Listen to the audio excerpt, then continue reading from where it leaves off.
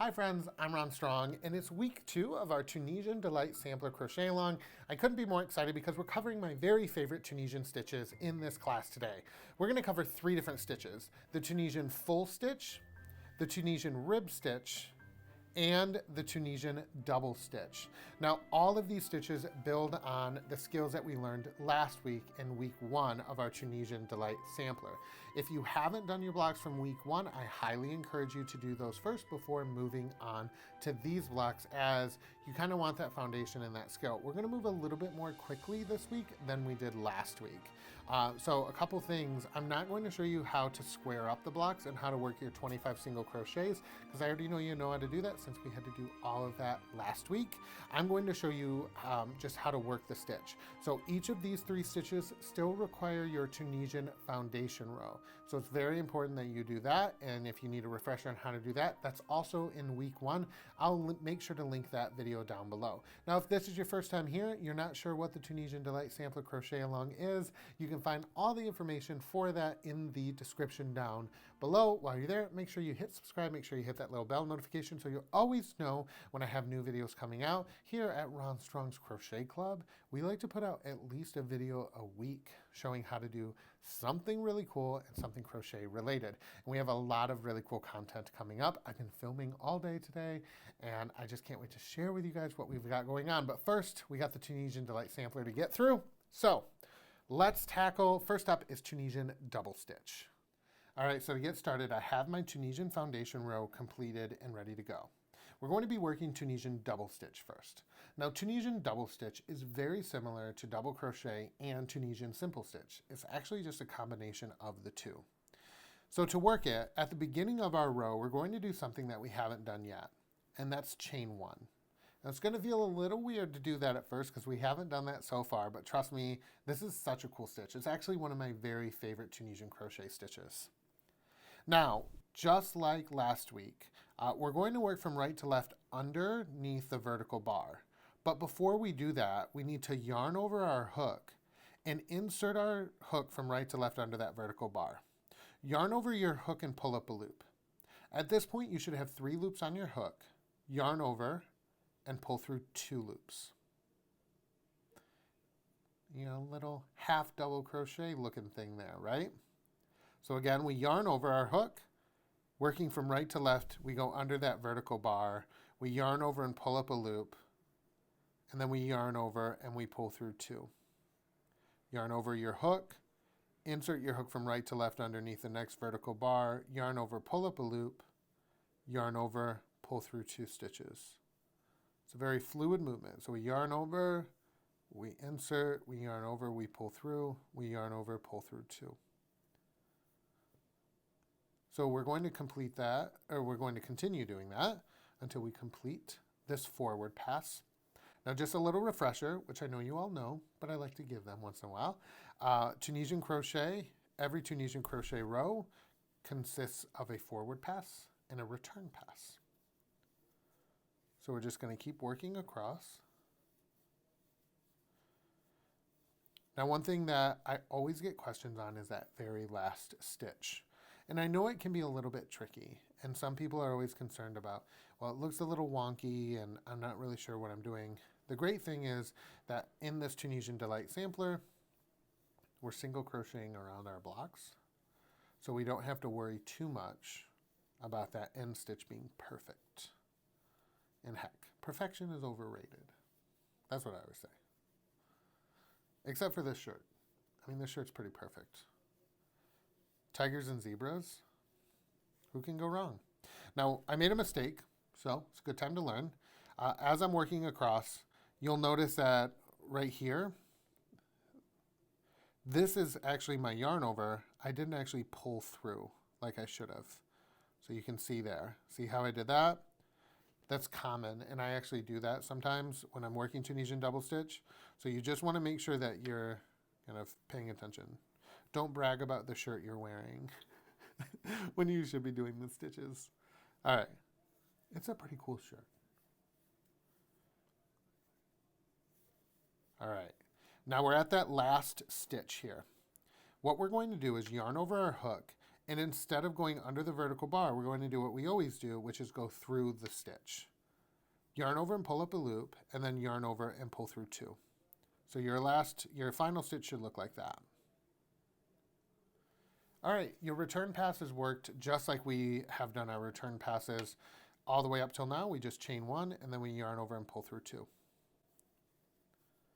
We're going to work that all the way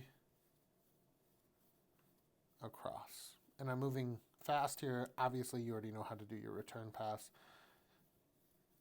It's nice when we have a good foundation, so we don't have to worry too much.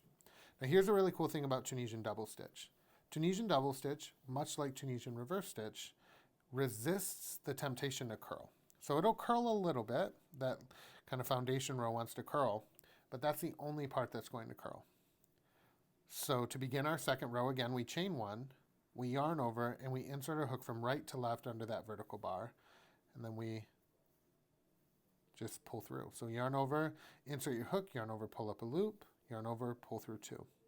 Yarn over, insert your hook from right to left, pull up a loop, yarn over, pull through 2. Yarn over, insert your hook from right to left, pull up a loop, yarn over, pull through 2. And you'll already see that this pattern is coming together. And if I lay it flat, look, I've already worked 2 rows, and look at, does this not work out fast? So Tunisian Double Stitch is amazing because number 1, it creates a really nice solid fabric, very similar to Tunisian Simple Stitch. Tunisian knit stitch is bulky, and you've already worked that block. You know this. It's extremely bulky. It's beautiful, but it's bulky. Tunisian Simple Stitch is beautiful because of its simplicity, and I love the little boxes, and it's so cool. But it curls like crazy. Tunisian Double Stitch is a combination of kind of double crochet and Tunisian Simple, like I said earlier. So it lays nice and flat, but it gives you that kind of texture and that thinness of that fabric that we love from Tunisian Simple Stitch, but you just get it twice as fast because it's a double stitch, right? So you're working basically 2 rows in 1. If you love this stitch as much as I do, I actually have a couple free patterns on my blog, rohnstrong.com, which I'll link down below. I did an entire Afghan out of this. It's called, I believe, the Snowball Afghan. It's one of my favorites. Uses 3 different colors of blue, and you just change the color when you're on your return row, and it creates the coolest woven effect.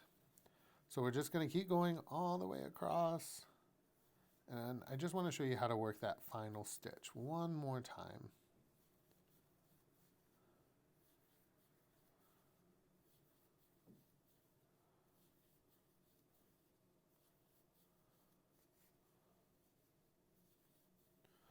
All right, so when we get to the end here, we're going to yarn over, and just like every other time, we're going to insert our hook into that stitch. We'll yarn over and pull up a loop, and then yarn over and pull through 2.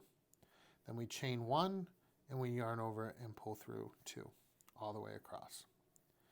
Now, I want to touch and kind of talk a little bit about working different stitches in different blocks. One of the things that you'll notice is that sometimes your blocks might not all come out exactly the same size. So you might have one block that's 8.5 inches, and you might have one block that measures exactly 9.5, which is what we're shooting for. So here's the dealio with that. Sometimes stitches have a tendency to be a little bit easier on us, so we're not as tense and we're not as loose, or we're not as loose. Sometimes working like Tunisian knit stitch, because it's so bulky, we have a tendency to work that a little bit looser. Our bodies and our minds as crocheters, we have a tendency to automatically think this is too tight, I need to loosen up. We could be working a stitch and think, oh, this is too loose, I need to tighten up. And sometimes it's just the stitch. The stitch will grow or it'll shrink. So what you can do to maintain the size is, if you're working the first couple rows, you can kind of take this and give it a gentle tug on each side and measure the width. Make sure it's right at your 9 inches, which is what it should be at this point, because after we add the border, that's when it goes up to 9.5, right? So this is your 9 inches, and then you're going to work to 9 inches to make it a square. But That's what you can do. And you can always go up a hook size or down a hook size. You don't have to stay with the same hook size. If you have the ability to go up or down, then try that. That always helps. All right, so that's how we work our Tunisian double stitch. To finish this off, you're going to finish it the same exact way as our Tunisian simple stitch. You'll simply insert your hook from right to left under the vertical bar and work a slip stitch all the way across.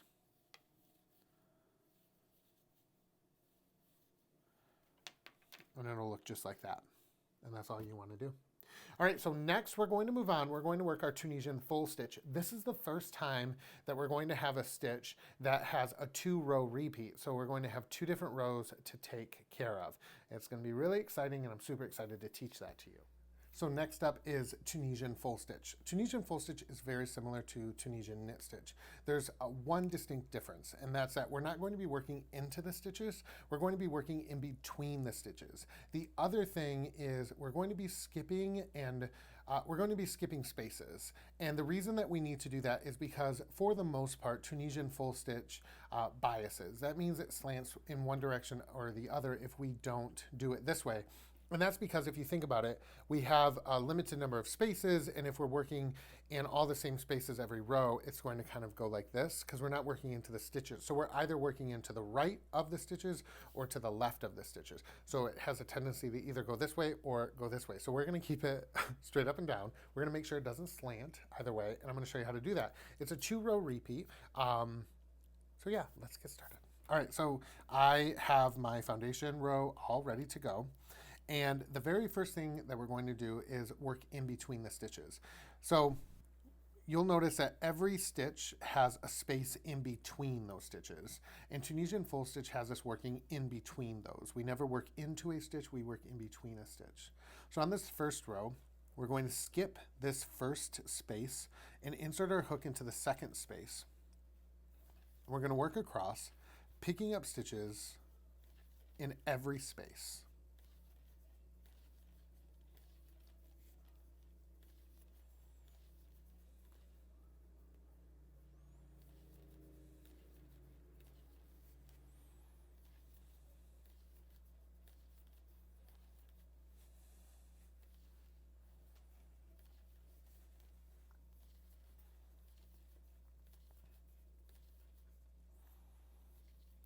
Now I'm at my last 2 stitches, and I'm going to be talking a lot about these last 2 stitches and the first 2 stitches, and you'll see why in a minute. I'm going to work into the very last space, and then I'm also going to work into the very last stitch. So I'm working into the space between the stitches, and I'm still working our final stitch just like we normally do. I'm going to chain 1 and then yarn over, pull through 2, and pull through 2 all the way across.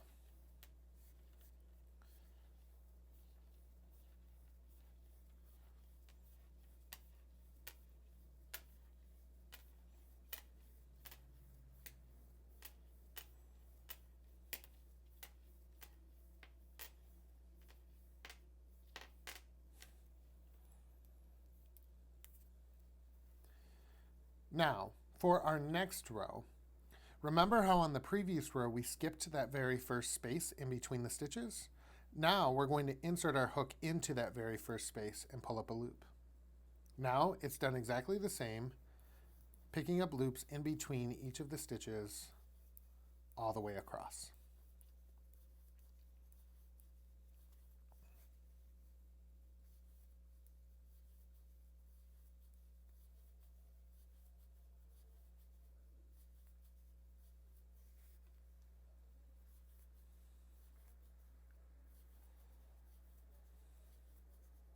Now when we get to our last 2 stitches, remember how I said I'm going to talk about them a lot, we're going to skip that final space in between the last 2 stitches and then simply insert our hook into the last stitch, yarn over, pull up a loop, and then work our return pass where we're doing a chain 1 and yarn over, pull through 2.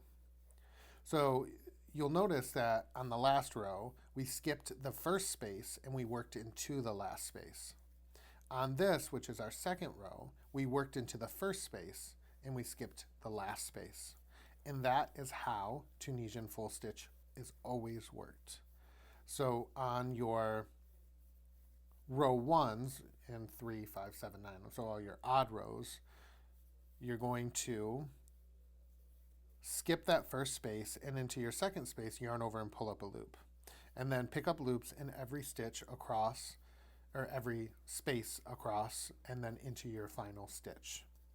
Then on your even rows, you're going to work into that first space that you skipped on the previous row, and then in every space across until you get to the very last 2 stitches, you'll skip the final space and you'll work your final stitch into that final stitch.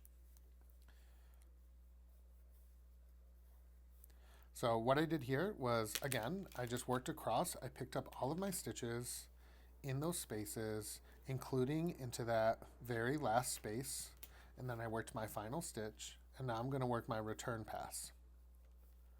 So this is an odd row.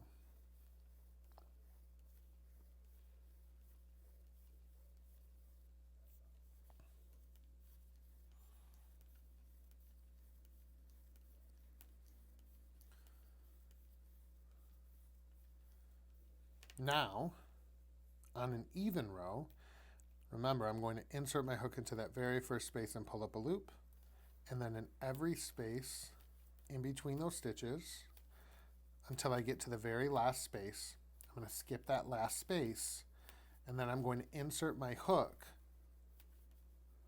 into the final stitch. So let me keep going.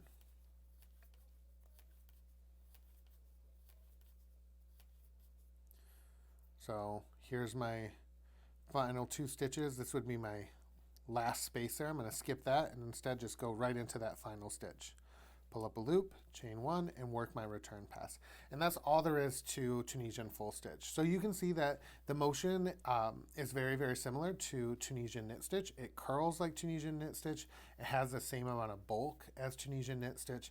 The only difference is we're working into the spaces, not the stitches. So that's an important distinction. All right, so that's all there is to this stitch.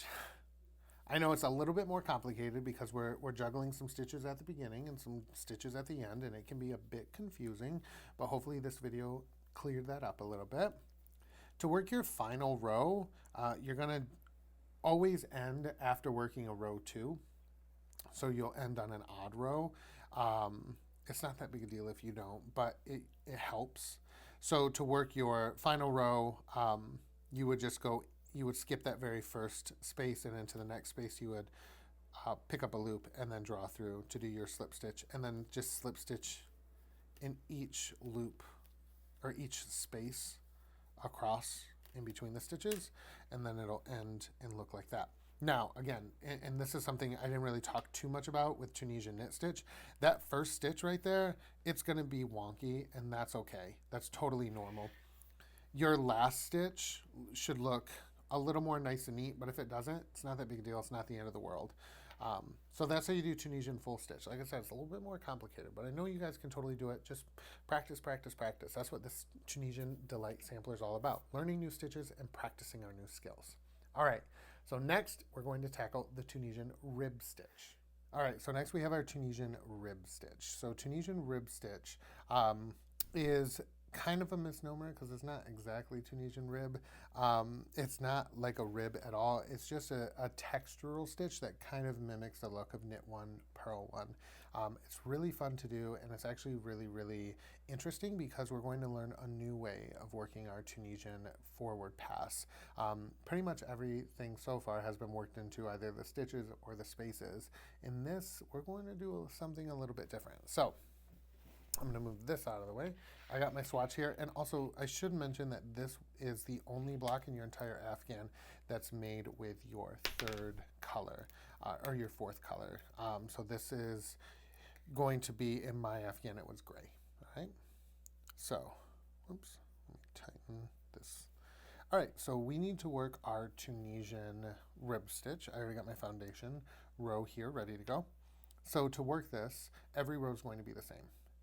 We're going to work into our first stitches of a Tunisian knit stitch.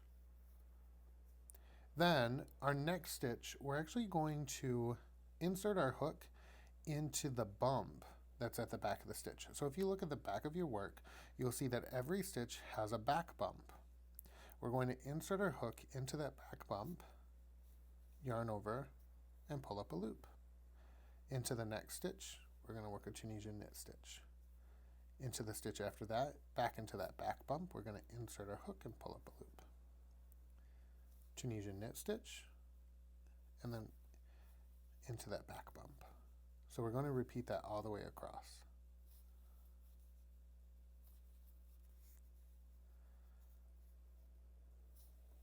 Now, why do we do this? Well, it's just going to create a really cool texture that mimics a pearl. Tunisian pearl stitches can be a little bit difficult, and in fact, I do everything I can to avoid doing them. I just don't like them. The closest I get to a pearl looking stitch is the Tunisian reverse stitch, which we learned last week. This, by working into the back bump, we're creating the look of kind of a pearl stitch without actually having to do any of the extra work. So I'm going to work all the way across, and then I get to my last two stitches. I'm going to work into that back bump of this next stitch and into the very last stitch. We'll just do our normal final stitch. Return pass does not change. We chain one, and then we yarn over, pull through two, all the way across.